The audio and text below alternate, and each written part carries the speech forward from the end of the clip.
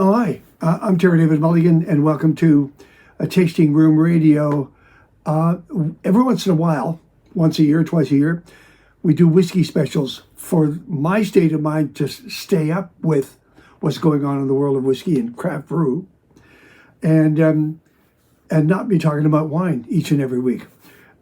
It's the annual Victoria Whisky Festival. It's fantastic, and the Canadian Whisky Awards, as organized and conceived by Davin de Kergomeaux. I can't talk to everybody. You can't drink your way through it. You just can't. There's no spit buckets, by the way. However, the guests are, this week, Chris Reed from Shelter Point, up Vancouver Island, Campbell River. Tish Harkis from Canadian Club, and James Neal from Bowmore, who have been making whiskey in Adi for 1770, since 1776. Davin de Kergomeaux, who's the authority on Canadian whiskey, and Graham McAloney, the president and whiskey maker of McAloney Distilleries in Saanich. There's a part 2 coming, but we'll tell you about that when we get there. So enjoy, please, Tasting Room Radio in Victoria.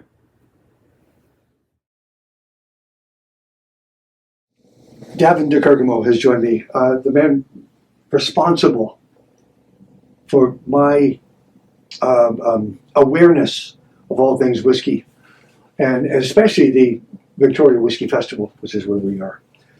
Davin, what's that title again? On your card, what would it be? Well, they call me the king of the world.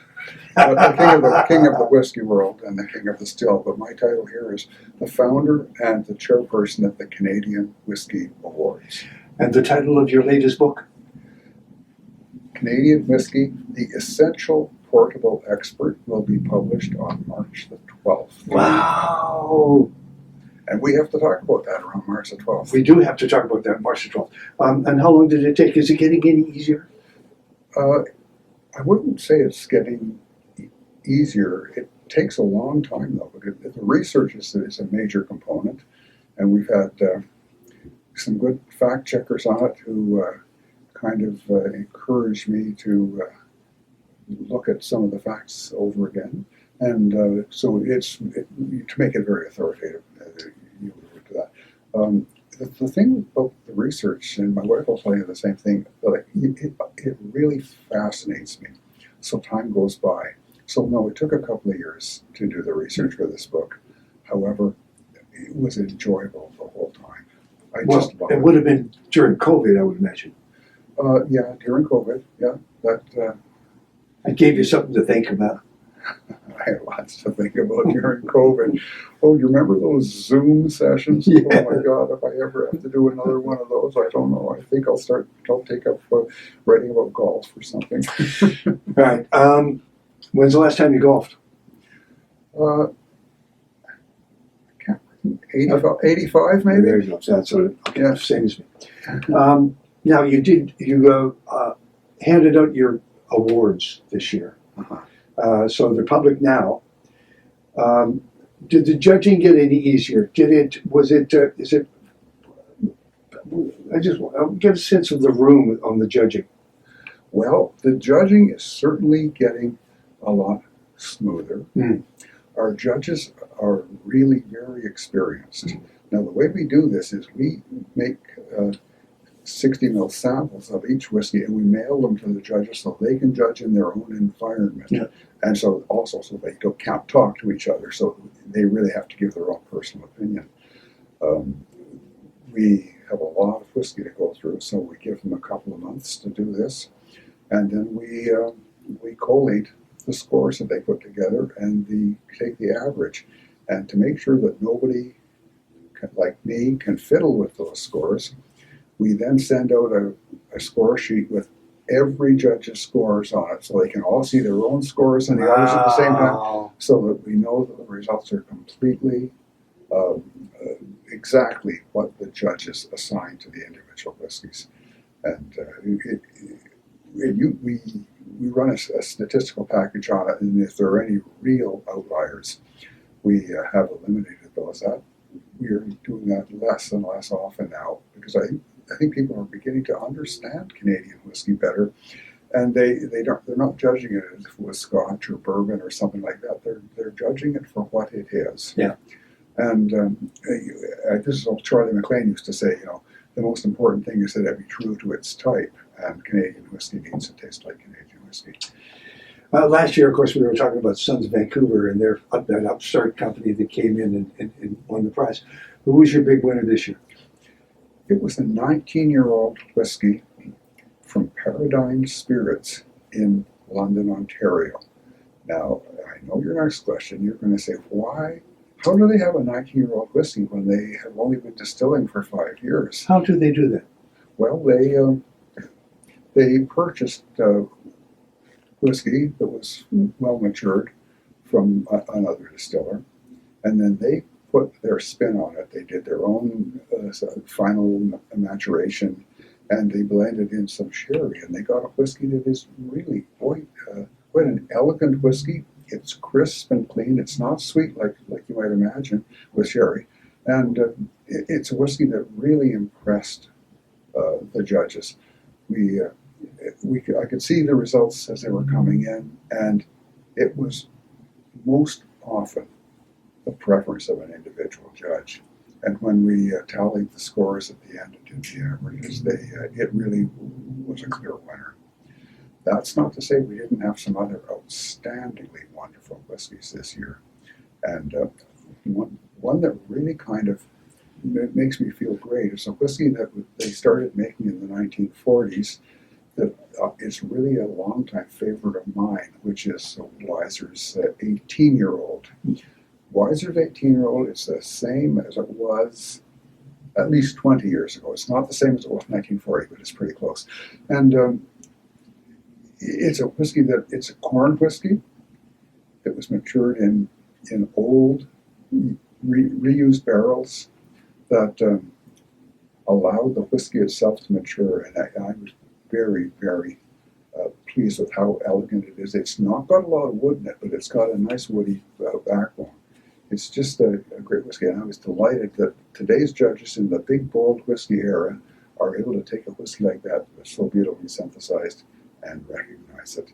We had another whiskey which really demonstrates how the Canadian distillers are kind of changing the face of rye, because I think everybody knows what rye whiskey tastes like, or thinks they do, because Canada has started adding new elements. For instance, some of the rye whiskeys here have a strong, I'm talking about 100% rye, have a strong lemon curd note in it. Mm.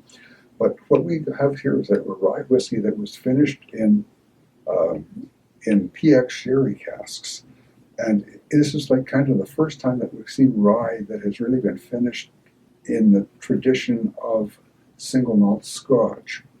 And the guy who made it at Stillhead Distillery, Brennan Colbank, he's a single malt Scotch fan. He doesn't like that, and he's made a whiskey that really just it's really truly taken rye whiskey in a new direction. It's not spicier, but it's bigger. Wow, it's wonderful. I still have in Duncan. They won, if I'm not mistaken, half a dozen awards. Yeah, they are consistently making great whiskey, or the whiskey that they let you taste is consistently great. They probably have stuff that's sitting there. The Canadian Club 15-year-old, I see we're just talking to Tish, that whiskey is just outstanding. Yeah. And this was blended in Calgary at Alberta Distillers. They took this Canadian Club whiskey and they filled it into new barrels, sherry barrels, old sherry barrels, and they matured them in a dunnage warehouse, like they do in Scotland. Earthen floor, the barrels, just a single tier of barrels, 12 inches off the floor, and you've got water and things coming out of the soil, and things coming out of the barrel going down into the soil back and forth.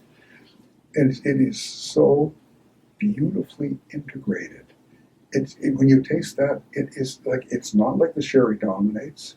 Well, I don't like it when the sherry dominates, and I've friend of mine says, like, sherry's a bully. You know, you really have to be careful. Well, in this case, it's not a bully. In this case, it really has just brought a new flavor, like new elements of fruits and a little bit of sweetness into that Canadian Club. And it's taken out that some of those.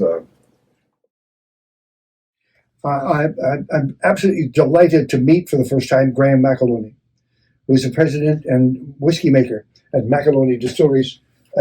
Actually, is there a second title in there? Is it Island Distillery? Yeah, we'd like to celebrate the fact that we're on Vancouver Island, because any island Kergommeaux whiskies always have a special provenance. They have the maritime sort of influence in the whiskies. Who made up that provenance? Where did that come from? Was that just was it a writer that did that, or was it just word of mouth? Whiskey geeks all over the world. They love the backstory about the whiskies, and they've come to the conclusion that island whiskies have got that special twist to them, that kind of maritime influence. Speaking of influences, tell us about where you came from, how you got here.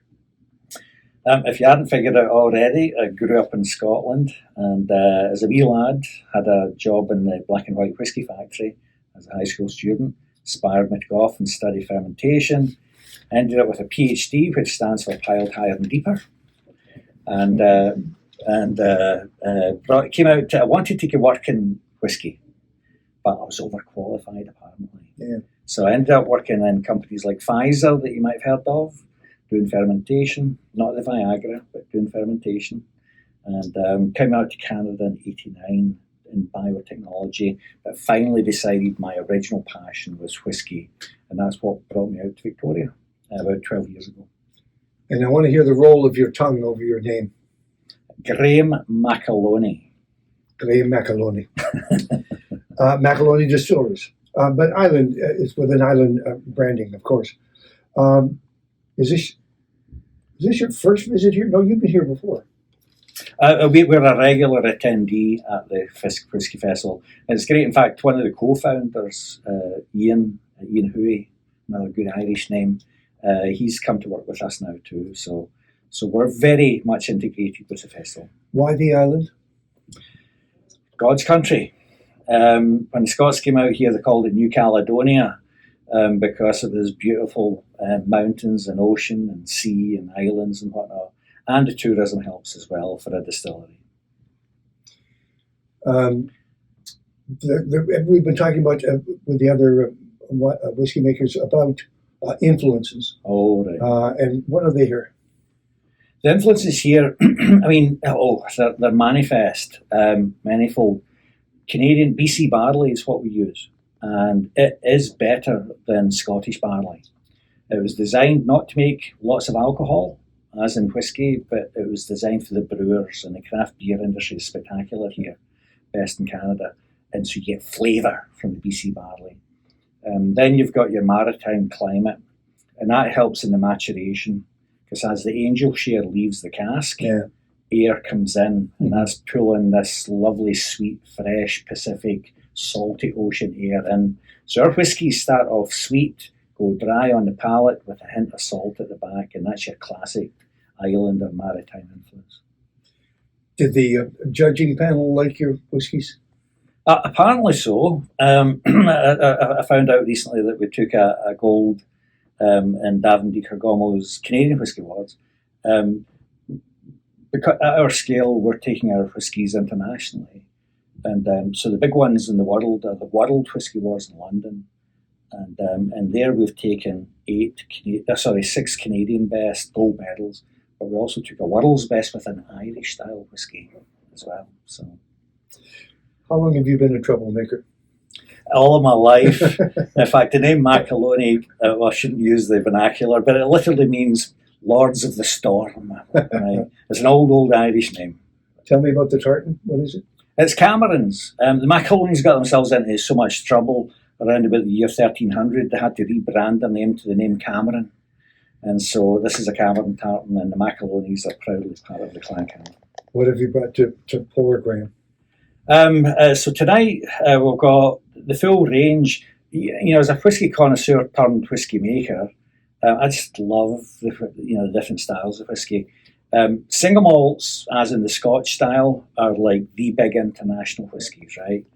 And so do classic single malts, but then we do the peated that you talked about, alluded to earlier, and then we do the Irish style. So we've got all three at the table tonight, and for sure there's going to be something to please everybody on the table.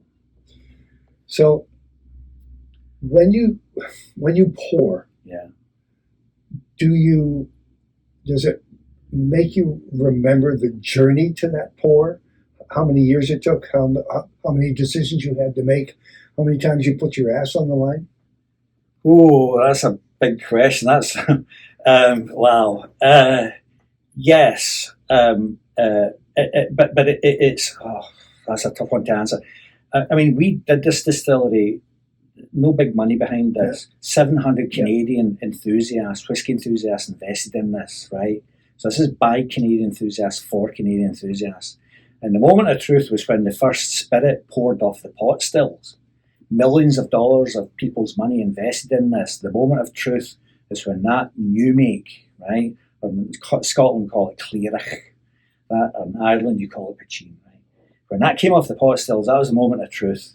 And what a relief, because when we put that into the World Whisky Awards, the first style, classic single malt, took top 3 in the world.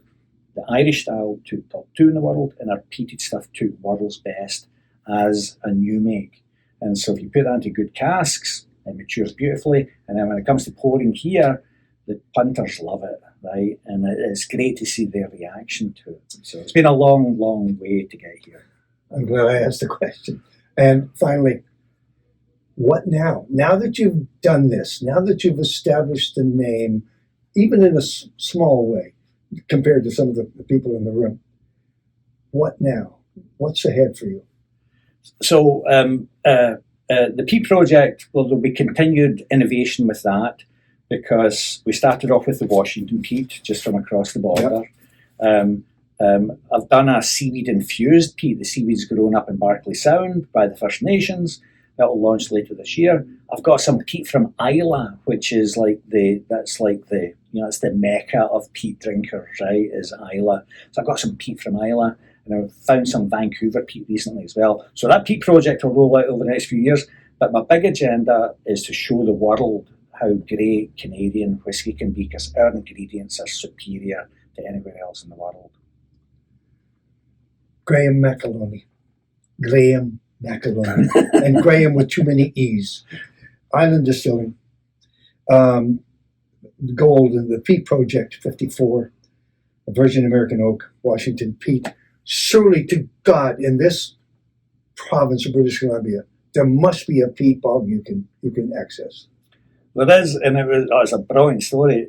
So it took me a wee while, and it turns out there's a field just past Sleggs on the way to Sook. If you go over the hill on the flats there, it's a pond in winter and it dries out in summer. We got permission, and I thought, how am I going to get this out of the ground?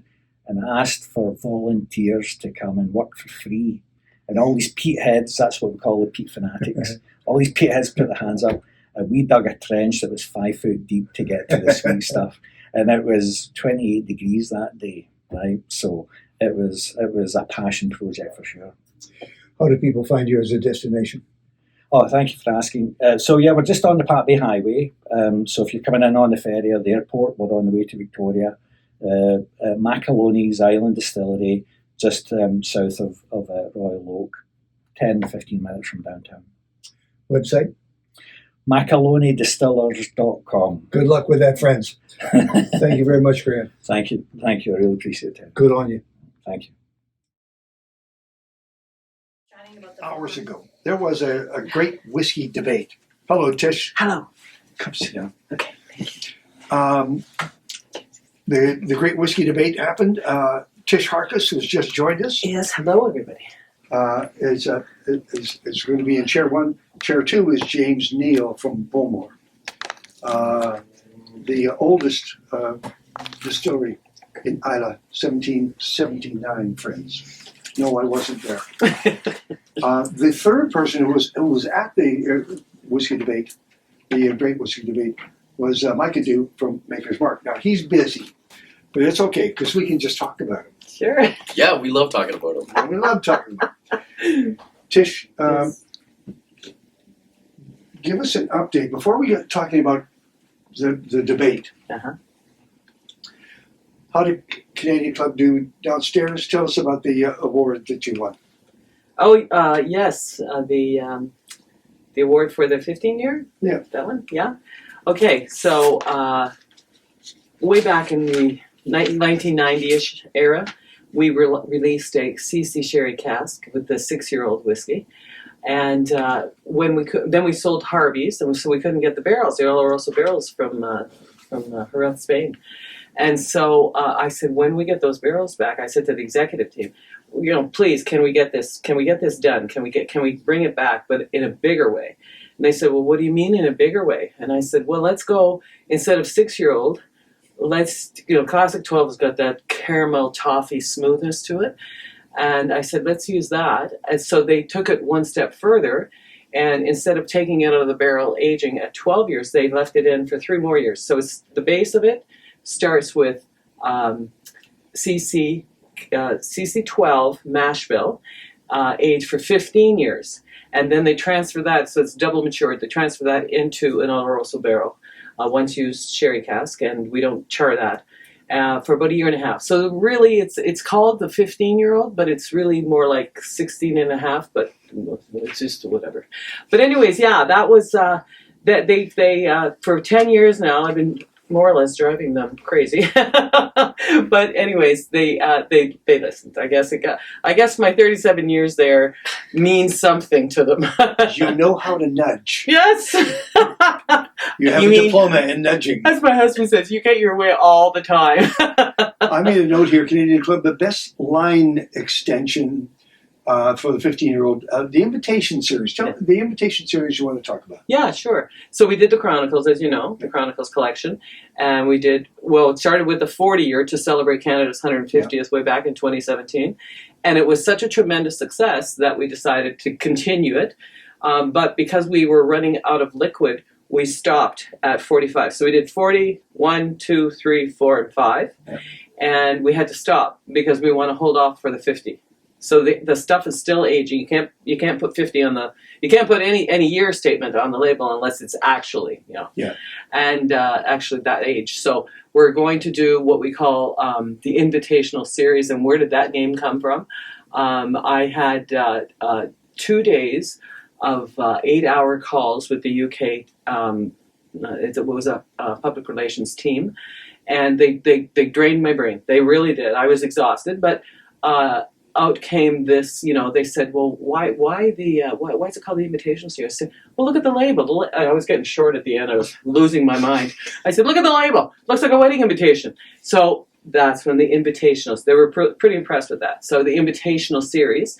So this is issue number 1, the Sherry Cask, 15-year-old. Yeah. Next, this fall, now fall 2024, we're doing the next one. So we're going to do 4 of those, and then we're going to do 50-year-old in 2027. The Work of Time. There you go. There is a label. There's a label in South Africa called The Work of Time. And that's exactly what that wine was. It's the work of time. Well, wine can talk about the work of time. This, in fact, whiskey is the work of time. Oh, James. Absolutely. How you doing? Very well. James Neal was here with Bowmore. Speaking of the work of time, oldest in Islay, 1779. By the way, I made a note here that there was an auction that you participated in, Bowmore. You auctioned off a 1962 Bowmore. Well, do you remember the final price? So the recent auction, if you're talking about the Stack 55-year-old liquid, that was a 1-of-1 bottle that happened in the UK.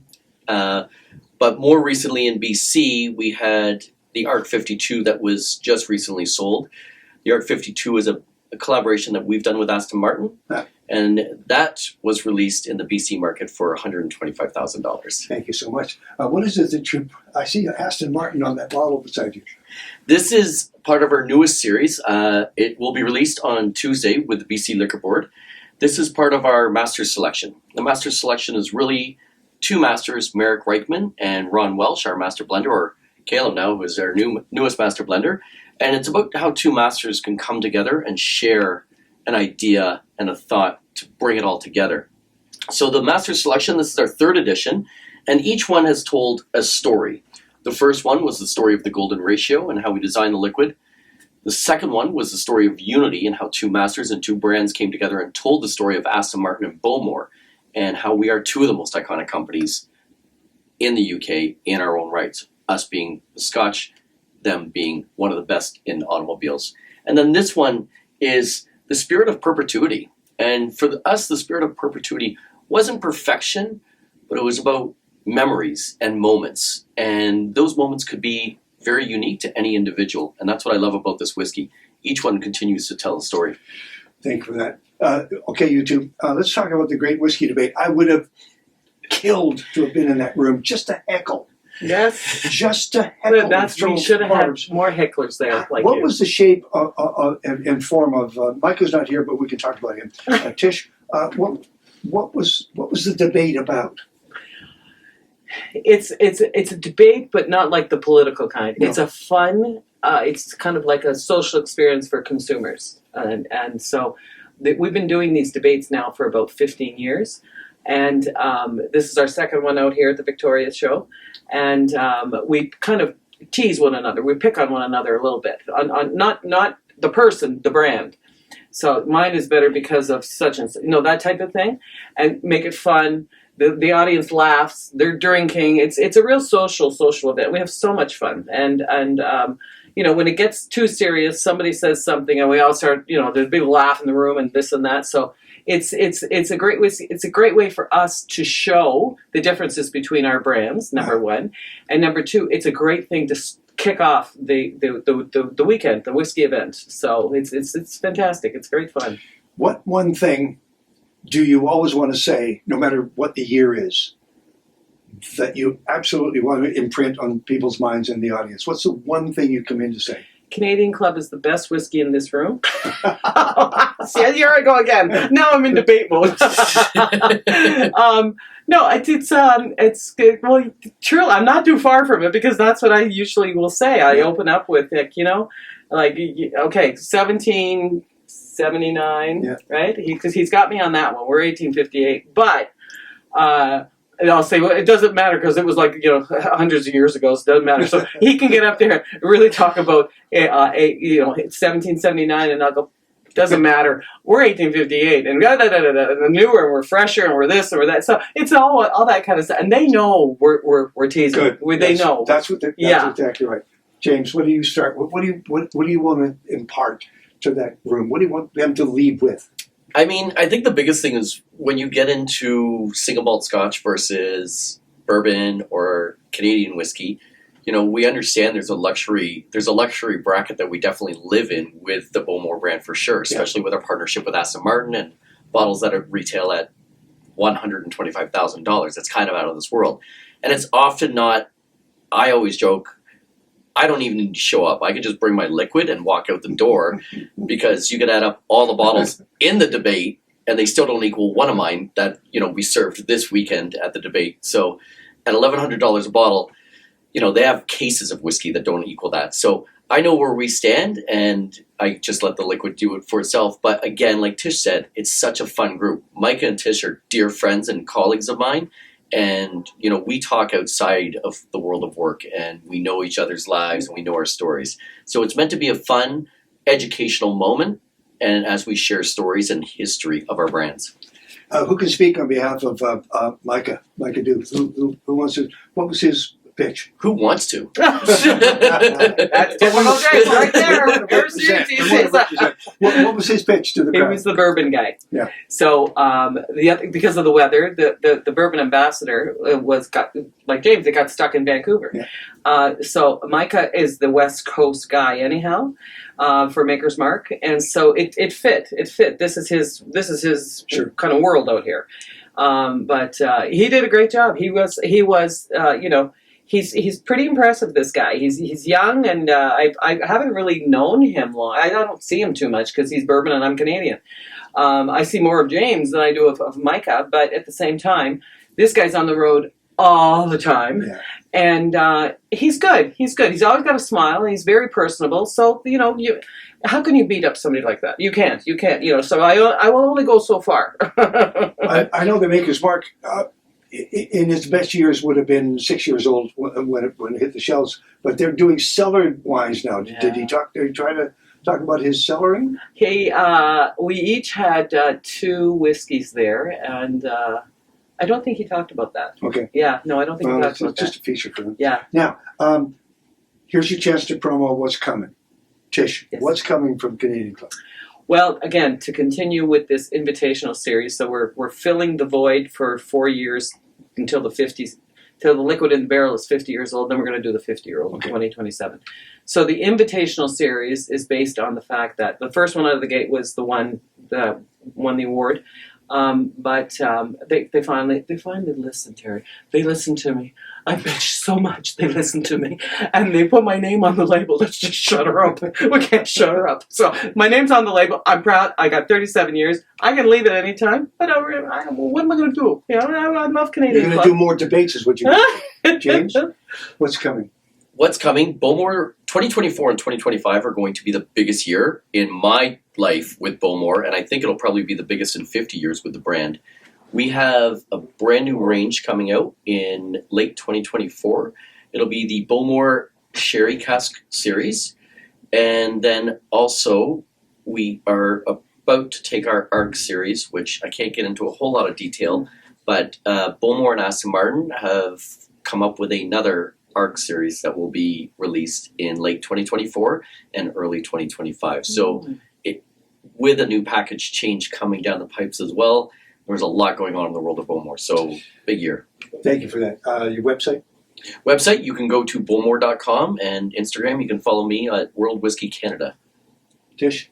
We're just currently updating, so it's kind of you can't. I don't think you can even get into it right now because it's under construction. Okay. So, but Thank you. lots of excitement. Thank you both. Thank you. Terry. Onward.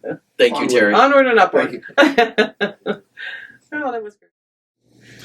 This is our coverage of the 2024 Victoria Whisky Festival. This is our 3rd or 4th time here. And here being the Grand Royale? Grand Pacific Hotel. Grand Pacific Room. Okay. Room 252. No, check that. 352. Chris Reed from Shelter Point, Campbell River, has joined us just to kick off the show. That's the way it should be. He's the brand experience manager. And how many times have you been here?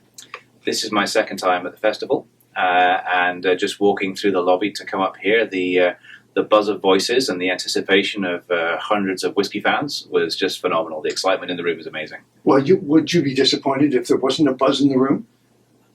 Yeah, but I think the really exciting thing is where Canadian Whisky's at. You've got some really passionate fans who've come from across Canada to be here, and there's brands from around the world who are showcasing their whiskies. So it's a really special event. It's one of the best events in Canada for sure. How long have you been at Shelter? I've been at Shelter for nearly 2 years now. Okay, I can remember because I'm doing tasting room radio for 17 years. It was based and driven by wine, but then somebody came along and said, that somebody's distilling spirits on the island. I went, really? And it was said almost like an oddity, like, okay, everybody's doing wine right now. What's going on? Who's doing this? How would they manage to get it up and running? What do you know of that story to this point now?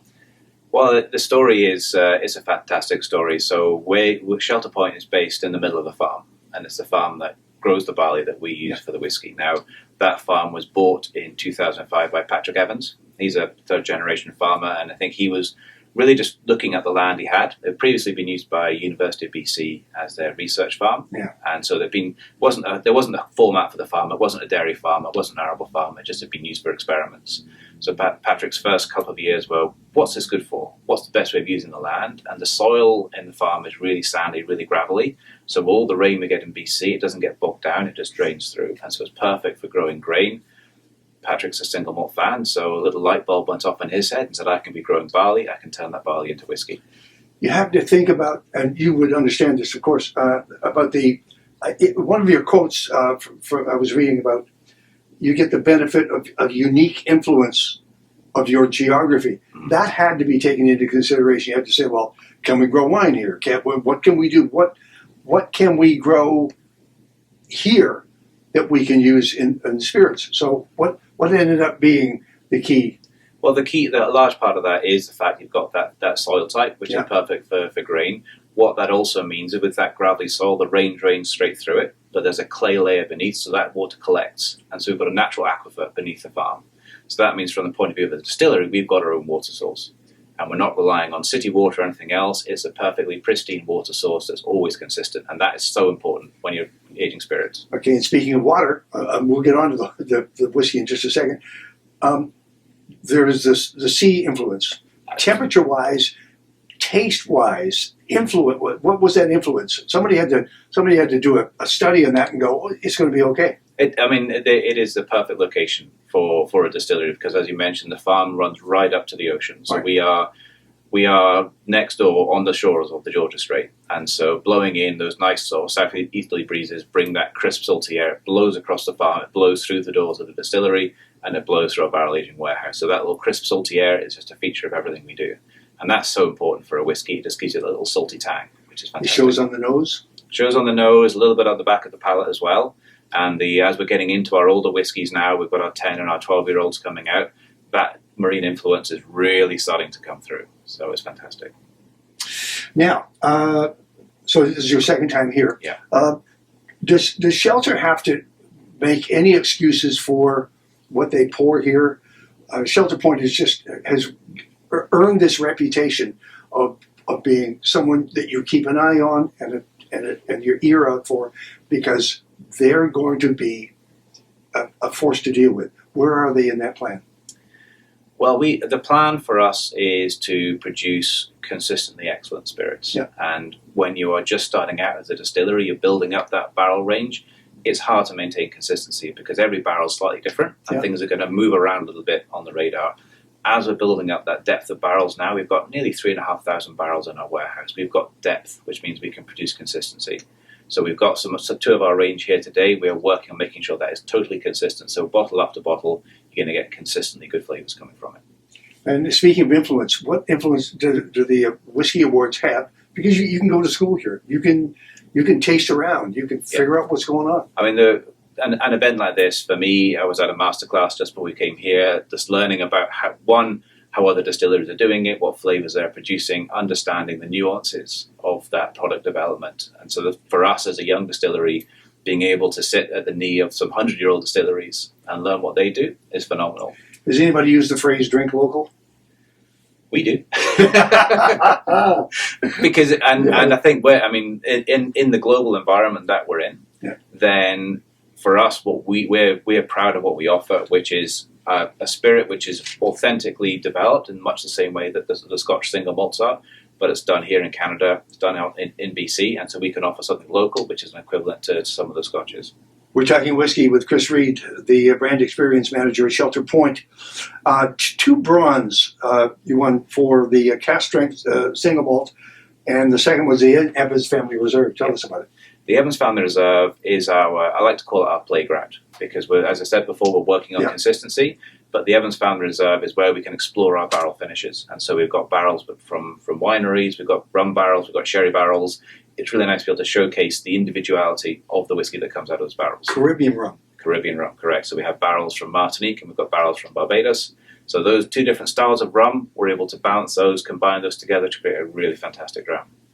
How about the cast strength single malt, 2 bronze? The cast strength single malt is, again, really exciting. Now, this is much more on the consistency end of the spectrum. We have a Solera system that we use for our cast strength and also our classic single malt. It's a tank that holds about 50 barrels of whiskey, so we're able to combine lots and lots of flavors together. All of those different barrels bring their own unique properties together. They've got time to marry in that large tank, so we get a really fantastic, smooth dram coming out of it. Evans Family Finest Select Casks. Is this, how many years now have they been making? The Evans family were there from the get. The Evans family are the reason Shelter Point exists. And Patrick he started the distillery. He's an innovator, and we wanted to use the fact we're bringing out those specific cask finishes as a way of recognizing his constant pursuit of excellence and innovation in what he does. So always different from Evan's family. Finished in French oak? For the rum finish, it's American oak that's been on holiday to the Caribbean for 15 years. So that's the Caribbean finish. But previous to that was a wine finish that was barrels from BC wineries.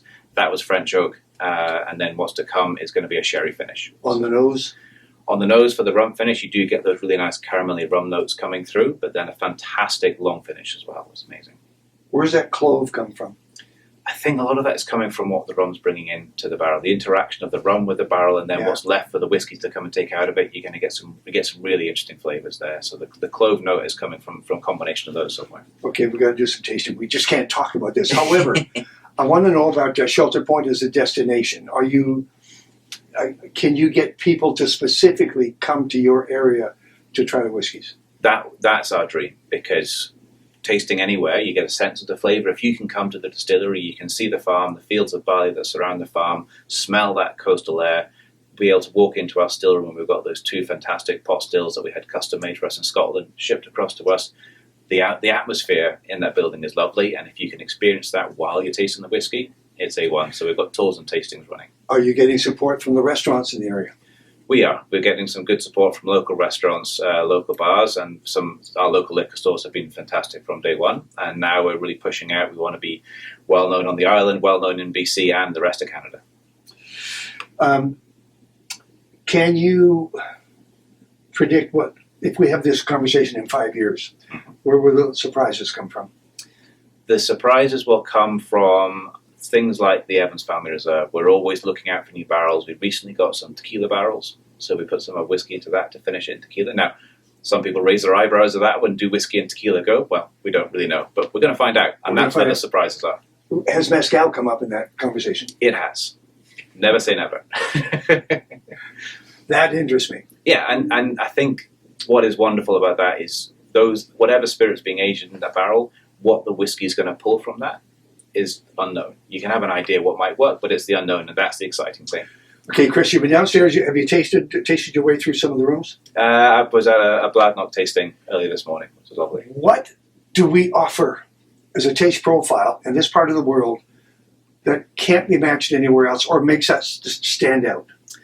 That is a very good question, and I think where we're at the moment, the BC distilling is still very young. Yeah. So people talk about the taste of a Speyside or a Highland or a Lowland.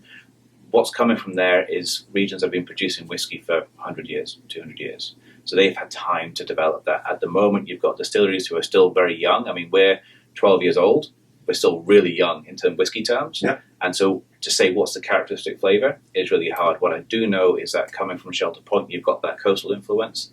The fact we've had a consistent water source since day one, the minerality that's coming from that aquifer is really contributing to our mouthfeel. Consistent across all of our whiskies, there's that wonderful viscous mouthfeel that's coming from that concentrated spirit. So that is really one of our characteristics. In terms of flavour for the island or for BC, it's hard to know, but it will come. One more thing. Anything you've tasted over the last couple of days that just rolled your socks up and down? One thing which is amazing is the amount of sherry that's popping up everywhere. Everyone is doing a sherry finish. It's timely because our sherry finish is going to be coming out in a month or two's time, so we're on that bandwagon for sure.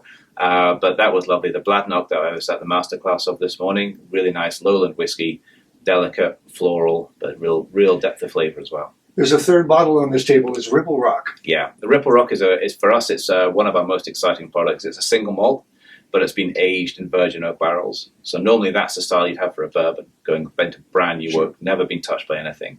By putting our single malt new make into the virgin oak, it's picking up a real punch of flavour. That intensity is why we named it Ripple Rock. For those who know their BC history, they'll know about the Ripple Rock explosion. Naming it Ripple Rock allows us to talk about the explosions of flavour you get from that Ripple Rock hitting your taste buds. Oh, man. Because when they blew it up real good.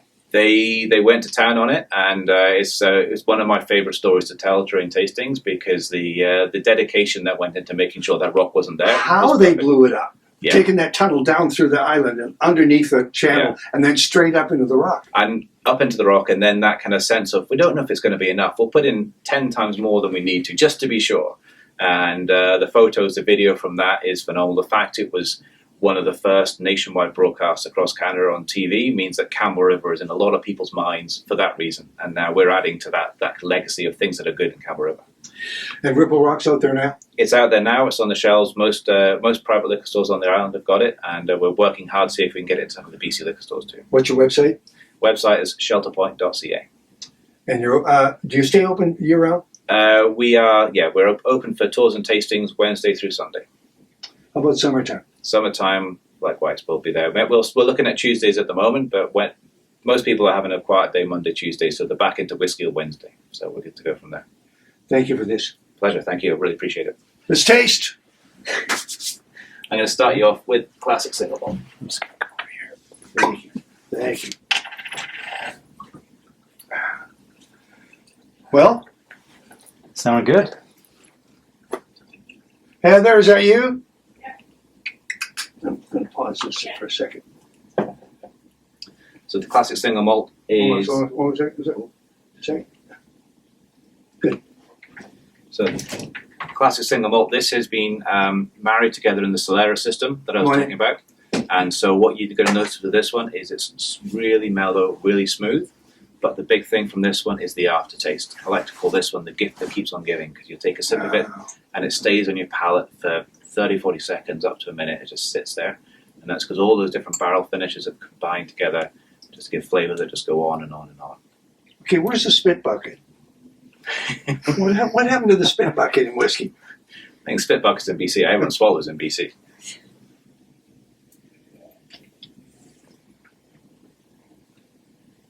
There's honey notes, there's ginger notes in there. Down the middle.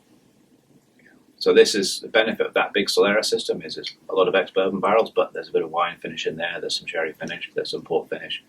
It really adds to the richness of this one. Yes, sir.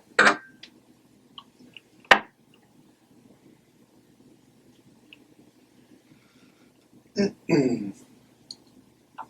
can't figure out if that's a bug. Do me a favor. Something? Just give that a...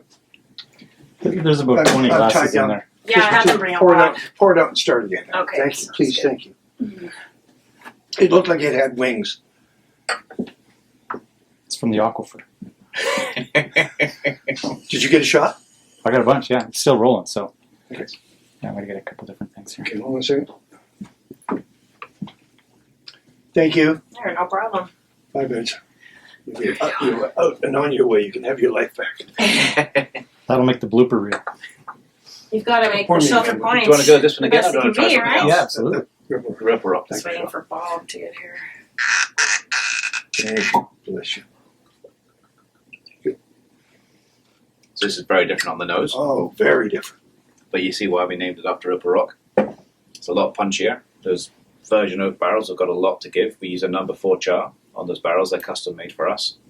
And there's a lot of flavour going into that whiskey.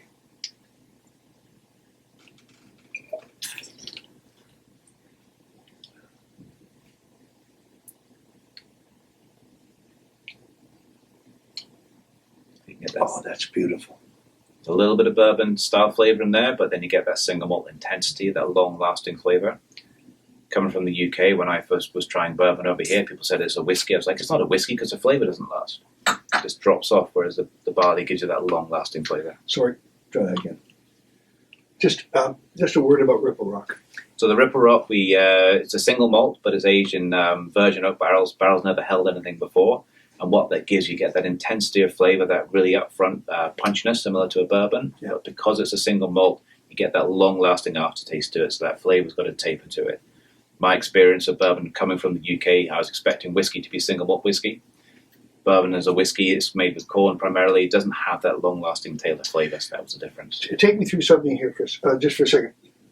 How we know that whiskey makers, like winemakers, can control, can shape their wines and their whiskeys, but how much do they let the system, the oak, the maturation in barrels? How long do they let the ride with that, and when do sometimes they just leave it alone and let it be itself? I mean, there's a lot you can played with within whiskey. There's lots of elements. Once it's in the barrel, then you know that it's going to have an improvement, but every barrel's different. And so the way that the spirit's going to interact with the wood is going to be unique from barrel to barrel. Yeah. So for Shelter Point, we don't release anything that's younger than 5 years old. Everything has been in the barrel for at least 5 years. But once it's hit 5, we'll take a sample and we'll see where it's at. It might be ready to go. Yeah. It might need a little bit more time. It depends on what our product needs are. Are we going to finish it off in a different style of barrel? Do we transfer that ex-bourbon barrel into a wine barrel or a sherry barrel? Or do we leave it as is? Or do we bottle it? Here's your favorite talking point. What's coming? What's up ahead from Shelter Point? For us, coming very soon, we're going to have our Oloroso sherry release. Yeah. So that's going to be coming out in the Evans family name. So it's the follow-on from the rum finish. So that's going to be in a month or so's time. That's going to be hitting the shelves. We're continuing to trickle out our 12-year-old. We're releasing a few cases a month just to make sure people can experience it. That's a distiller exclusive, so you have to come to Campbell River to get that one. Thank you for your time. Pleasure, thank you. Thank you for Appreciate your it. whiskeys. Pleasure.